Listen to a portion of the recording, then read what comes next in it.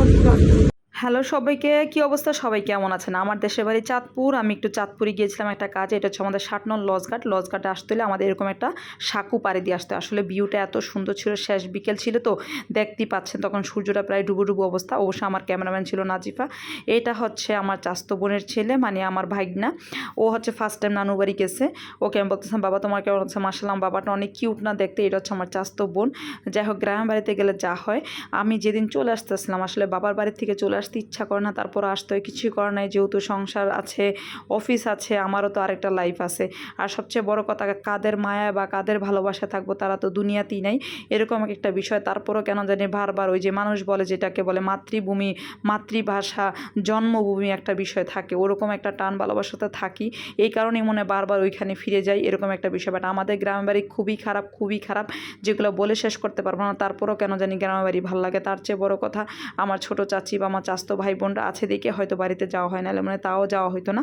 এটা হচ্ছে বিদায় নেওয়ার সময়, তখন বিদায় নিচ্ছি, আমাদের গাড়ি চলে আসছে, আমরা চলে আসতেছি ঢাকাতে। খুব খারাপ লাগতেছিল, কিন্তু কিচ্ছু করার নাই, বাস্তবতা তো অনেক কঠিন। কিন্তু আরেকটা কথা, আমাদের বাড়ির মানে মসজিদের পাশেই আরেকটা আমার চাচা হয়, না হলে ভাই হয়, সম্পর্কটা আমি একটু কম বুঝি। তো উনি অনেক সুন্দর একটা বাসা করছে, তো ভাবলাম এই বাসাটা একটু লাস্ট যেহেতু চলে যাচ্ছি, একটু ঘুরা যাই। ওনার বাসাটা আমার খুব ভালো লাগছে। গ্রামে যদি এরকম সুন্দর একটা বাড়ি থাকে আর কি চাই জীবনে বলেন তো?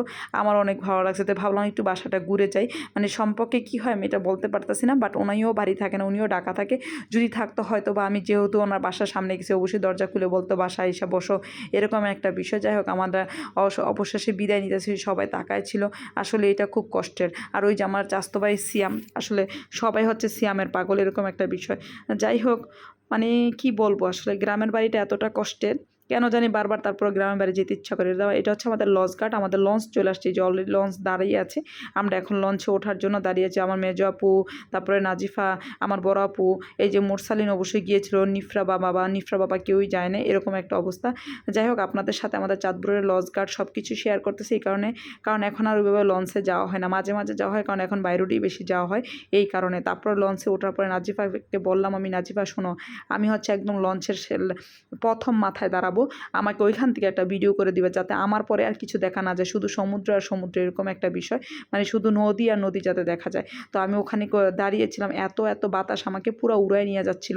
এদিকে হচ্ছে আরেকটা লঞ্চঘাট চলে আসছিলাম, নৌকার কালারগুলো দেখেন চমৎকার সুন্দর না? আসলেই অদ্ভুত সুন্দর, পানিটা যেমন সুন্দর এরকম হচ্ছে নৌকার কালারগুলো সুন্দর। এরকম আরেকটা লঞ্চঘাট, এখন লঞ্চঘাট এখানে টাচ করতেছে, মানে কিছু মানুষ উঠবো লঞ্চে, কিছু মানুষ লঞ্চ থেকে নামবো। আমি জানি না, যারা আমার ভিডিওটা দেখেন অবশ্যই চাঁদপুরে কেউ থাকলে অবশ্যই কমেন্ট দিয়েন যে আমাদের দেশের কেউ আছেন কিনা, তাহলে পরিচয় হওয়া যাবে, বিষয়টা হচ্ছে এরকম।